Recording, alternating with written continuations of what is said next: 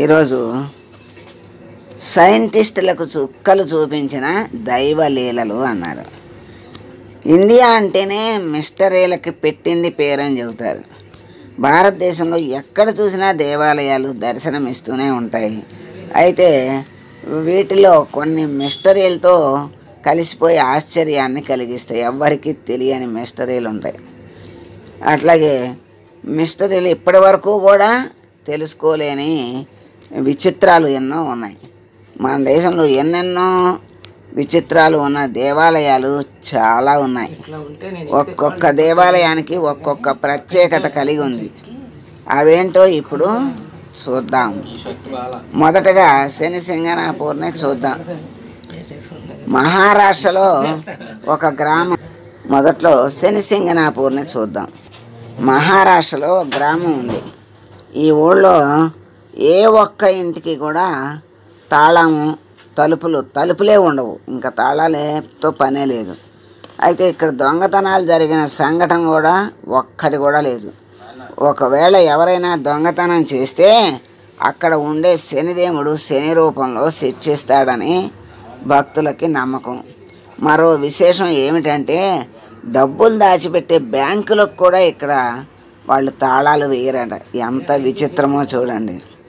మరి బ్యాంకులకు కూడా తాళాలు లేని ఊరంటే అది పెద్ద గొప్ప విచిత్రమైనటువంటి విశేషమే కదా. దాని మహత్తేంటో ఎవరూ తెలుసుకోలేకపోతున్నారు. తర్వాత యాగంటి. ఆంధ్రప్రదేశ్లో ఇది ప్రసిద్ధి చెందిన క్షేత్రం. ఇక్కడ ఉన్న నంది విగ్రహం మిస్టరీ ఇప్పటి వరకు కూడా ఎవరికీ తెలియలేదు. మొదట్లో చిన్నగా ఉన్నటువంటి నంది విగ్రహం రాను రాను పెరుగుతూ వచ్చి ఆలయ ప్రాంగణాన్ని ఆక్రమించుకుంది అని స్థానికులు చెప్తుంటారు. దీనికి సైంటిస్టులు చెప్పే మాట ఏమిటి అంటే ఆ రాయి పెరిగే స్వభావం గుణాన్ని కలిగి ఉంది అని చెప్తున్నారు. అందుకే ప్రతి 20 ఏళ్లకు ఒక అంగుళం చొప్పున పెరుగుతూ ఉంటుందని అంటున్నారు. అయితే భక్తుల నమ్మకం మాత్రం అది కాదు. యుగాంతంలో ఆ నంది పైకి లేచి రంకె వేస్తుంది అని భక్తులందరూ నమ్ముతున్నారు. బ్రహ్మంగారు కూడా చెప్పారు. బ్రహ్మంగారి కాలజ్ఞానంలో ఎన్నో విశేషాలు. ఆయన ఏనాటి బ్రహ్మంగారు ఏనాటి విషయాలు చెప్పారు. మరి అదంతా మహత్తే కదా. ఆయన యొక్క మరి ఆ మహత్తు ఆ విషయాలు తెలియాలి అంటే ఎంత జ్ఞానము, ఎంత తపోశక్తి, ఎంత పూర్వజన్మ సుకృతము ఉంటే కానీ అంతటి శక్తి రాదు. తర్వాత లేపాక్షి. ఆంధ్రప్రదేశ్లోని అనంతపురం జిల్లాలో లేపాక్షి ఉంది. ఇక్కడ ఉన్న స్తంభాలు చాలా మిస్టరీగా మిగిలిపోయాయి. ఈ ఆలయాన్ని 16వ శతాబ్దంలో నిర్మించారు. ఈ స్తంభం కింద పేపర్ కానీ క్లాత్ కానీ పెడితే ఇటు నుంచి అటు వచ్చేస్తుంది. అంటే స్తంభానికి కింద నేలకి సంబంధం లేదు, ఆ ఖాళీ ఉంటుంది అని అర్థమవుతుంది. స్తంభం కింద మరి నేల ఏ సపోర్టు లేకుండా ఆలయాన్ని మోస్తోంది అని అర్థమవుతుంది. ఎలా కింద సపోర్టు లేకుండా అంత ఆలయం ఎలా ఆ ఖాళీ ఉన్నటువంటి స్తంభాల మీద నిలబడింది అనేది అదొక గొప్ప విచిత్రమే కదా. స్తంభం నేలను తాకకుండా ఆలయాన్ని ఎలా మోస్తుందో ఇంతవరకు ఎవ్వరు కూడా చెప్పలేకపోయారు. తర్వాత తంజావూరులో మిస్టరీ ఏంటంటే తంజావూరులోని బృహదీశ్వర ఆలయం ఇప్పటికీ ఒక మిస్టరీగానే ఉంది. దీన్ని రాజరాజ చోళుడు 11వ శతాబ్దంలో నిర్మించాడు. ఈ ఆలయంలో రహస్యం దాగి ఉంది. ఈ ఆలయంలో దాగిన రహస్యం నీడ. ఈ ఆలయపు నీడలు ఎవ్వరికీ కనిపించవు. సంవత్సరం పొడవునా ఏ రోజు చూసినా ఏ సమయంలో చూసినా ఆఖరికి సాయంత్రం సమయంలో కూడా దేవాలయం నీడలు భూమి మీద పడకపోవడంతో ఇది ఎవ్వరికీ అంతు చిక్కని రహస్యంగా మిగిలిపోయింది.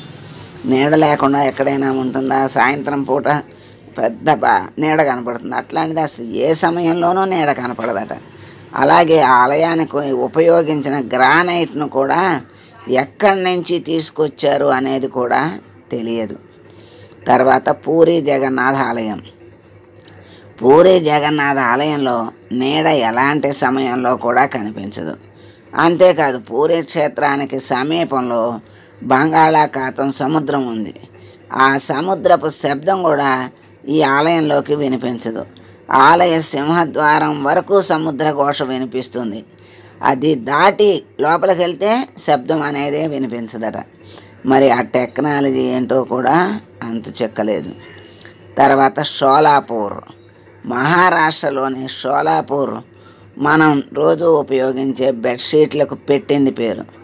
ఇక్కడ ఒక వింత గ్రామం ఉంది, పేరు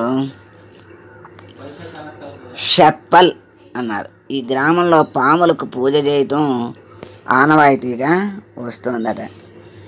మరి ఆ ఈ గ్రామంలో ప్రతి ఇంట్లో పాములకు కూడా ఒక గది ఉంటుందట. ప్రతి ఇంట్లో మనుషులు తిరిగినట్టే పాములు కూడా తిరుగుతూ ఉంటాయి. కానీ ఇంతవరకు ఆ గ్రామంలో ఏ పాము ఎవరిని కరిచినట్టే కంప్లైంట్ కూడా లేదు.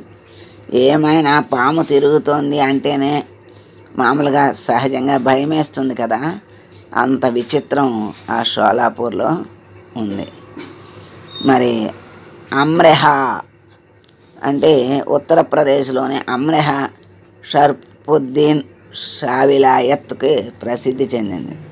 ఈ పుణ్యక్షేత్రం చుట్టూ కాపలాగా ఎవరుంటారో తెలుసా? ఏంటంటే తేళ్ళట. అవును, ఇక్కడ ఆలయం లోపల చుట్టూ తేళ్ళు తిరుగుతూనే ఉంటాయి. ఒకటి కాదు, రెండు కాదు, వేల సంఖ్యలో. అయితే ఇవి అక్కడికి వచ్చే భక్తుల్ని కొట్టవు, వారు వాటిని పట్టుకుంటారు కూడా. తూర్పుగోదావరి జిల్లాలోని దివిలి గ్రామంలో తిరుపతి అనే ఊరుంది. అక్కడ వెంకటేశ్వర స్వామి ఆలయం ఉంది. అది ఎవరు ఎంత ఎత్తులో ఉంటే అంతే ఎత్తులో కనిపిస్తుంది అని చెప్తారు.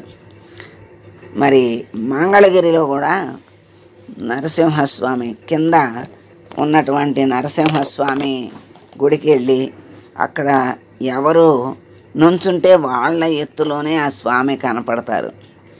కూర్చుంటే కూర్చున్న ఎత్తులో, నుంచుంటే ఒకే మనిషి ఆ మనిషి ఎత్తే కాకుండా కూర్చున్నామనుకోండి, కూర్చుంటే అంత ఎత్తులోనే ఉన్నట్టు కనపడతారు.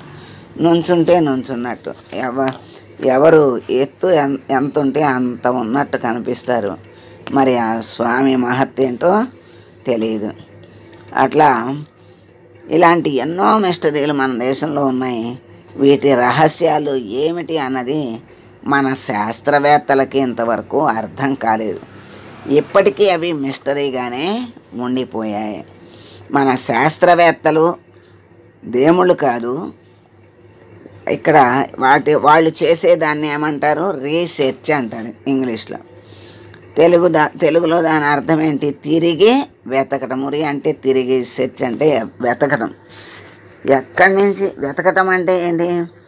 ఉన్నదాన్ని వెతకటం.